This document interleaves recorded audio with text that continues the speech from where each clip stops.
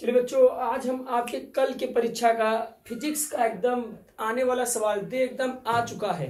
ठीक है बच्चों, अगर ये क्वेश्चन नहीं आया है तो आप मुझे जरूर बताना।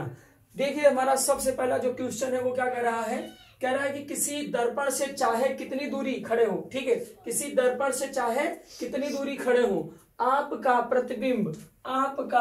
प्रतिबिंब सदैव सीधा प्रतीत होता है। यानी आप दर्पण पे चाहे जितने दूर खड़े हो, आपका प्रतिबिंब जो हो क्या हो, वो सदैव सीधा प्रतीत होता है। तो पूछ रहा है कि दर्पण कैसा है, ठीक है, मतलब कैसा वो दर्पण कैसा है। आप उस दर्पण से चाहे जितने दूर खड़े होइए, आपका प्रतिबिंब क्या बनेगा, सदैव सीधा बनेगा। तो हमसे पूछ रहा है कि वो दर्पण कैसा होगा। तो प्यारे बच्चों, वो दर्पण समतल दर्पण होती है।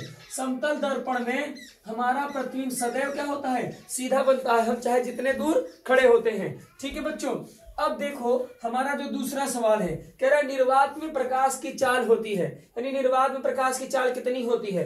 तो प्यारे बच्चों दिया है ऑप्शन 3 × 10⁻⁷, 2 × 10⁻8, 3 × 10⁻8। प्यारे बच्चों, निर्वात में जो प्रकाश की चाल होती है वो 3 × 10⁸ मीटर प्रति सेकंड होती है। ठीक है, निर्वात में प्रकाश की चाल कितनी, 3 × 10⁸ मीटर प्रति सेकंड। तो पहले में क्या सवाल है भैया, पहले का सवाल है कि आपका प्रतिबिंब सदैव सीधा बनता है। आप प्रतिबिंब से, आप दर्पण से चाहे जितना दूर खड़े रहो, तो वो दर्पण कैसा होगा, वो दर्पण समतल दर्पण होगा बच्चों। और निर्वात में प्रकाश की चाल कितनी होती है, निर्वात में प्रकाश की चाल 3 × 10⁸ मीटर प्रति सेकंड होती है।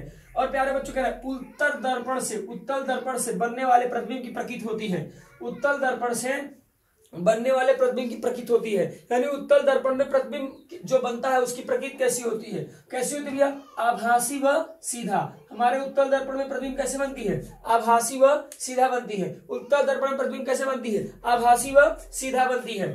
अब प्यारे बच्चों कह रहा है कि एक उत्तल दर्पण की फोकस दूरी 20 सेमी है, तो उसकी वक्रता त्रिज्या क्या होगी। तो प्यारे बच्चों हम लोग पढ़े F बराबर क्या होती है, हम लोग पढ़े F बराबर R/2। तो R बराबर क्या हो जाएगा 2F, और F कितनी है 20 सेमी। तो R बराबर 2 × 20, तो 20 दूना 40 सेमी। तो हमारा आंसर कौन सा होगा भैया, 40 सेमी हमारा आंसर होगा। ठीक है, हमारा आंसर कौन सा होगा, 40 सेमी होगा। अगर कोई एक उत्तल दर्पण की फोकस दूरी कितनी है, 20 सेमी है, तो उसकी वक्रता त्रिज्या कितनी होगी, 40 सेमी होगी। अब प्यारे बच्चों, हमारा जो अगला सवाल है ये बहुविकल्पी सवाल है, सवाल एकदम फिक्स है बच्चों, आ चुका है सवाल ये। किसी दर्पण की फोकस दूरी F तथा उसकी वक्रता त्रिज्या R में संबंध क्या है। तो प्यारे बच्चों यही संबंध है, F बराबर R/2। F बराबर R/2 कहां पर है, यहां पर है, F बराबर R/2।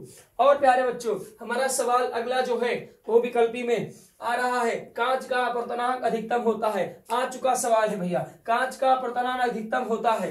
तो कांच का अपवर्तनांक प्यारे बच्चों सबसे पहले ज्यादा किसमें होता है, बैगनी में होता है। सबसे ज्यादा किसमें होता है, बैगनी में। और सबसे कम किसमें होता है, लाल में। सबसे कम लाल में और सबसे ज्यादा बैगनी में। ठीक है बच्चों, अगले सवाल को देखिए।